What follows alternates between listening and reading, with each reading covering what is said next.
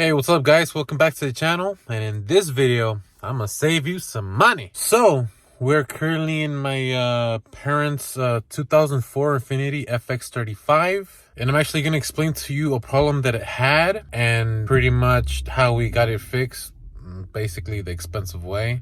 But you know, you live and learn, so I don't want you paying that much for that particular problem that we had. Hopefully this little fix helps you guys save some money and, you know, get your car fixed. So with that being said, this was a problem. Okay, so the car usually would drive pretty normally. It's always been a good driver to daily, no problems with it, until one day, you know, my parents started complaining, oh, you know, check out the car. So I'm like, okay, let me check it out. There was no check engine lights on, no lights on. So I'm like, okay, that, you know, it's gonna be something that I can be able to check with a scanner. I test drove the car, and I wish I would have recorded it to actually show you guys, but it would drive normally, you know, for the most part. The problem was, we actually came to a complete stop, let's say like an intersection light or a stop sign or what have you, and it wouldn't always do this. But I did notice that once you know, you're ready to go, the light turned green or something, once you started accelerating from a stop, it would sometimes,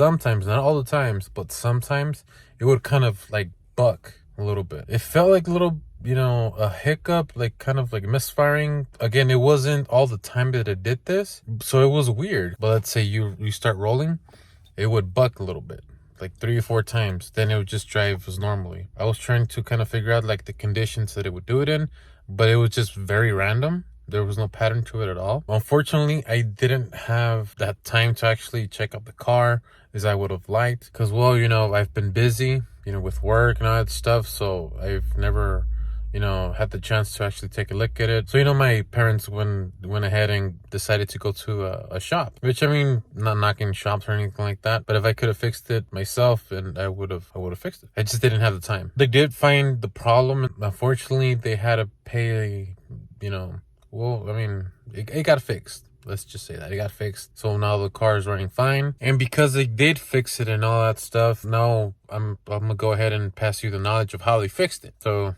hopefully this is helpful. And well, let me actually show you. Okay, so from what I know, they checked over the car, you know, they plugged in the scanner, nothing came up. My dad was actually worried that it was probably a misfire, but I did remember that we had replaced the spark plugs not so long ago, so that I knew for a fact that that wouldn't be the problem. The coil packs are good, I know that for sure. They went ahead and checked over the spark plugs, they were good, they were clean. Here was the problem, and this is such a overlooked thing. So it turned out that it was this hose here, this piece of hose from here to here. So what had happened was, it was basically sucking in unmetered air, since there's a sensor here which meters the air that's coming in through the air box and stuff. Gotta cut now. So the problem was that this piece of tubing here, in between here, it was actually just torn. It was torn.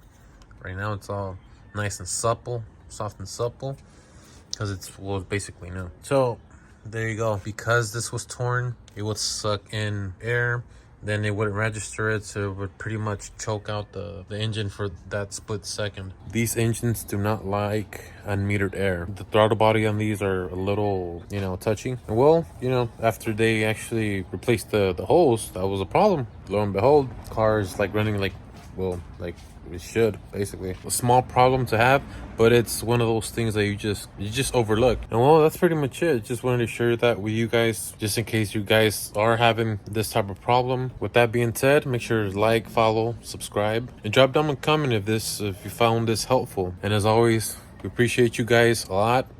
Thank you for watching. See you guys in the next one. Peace.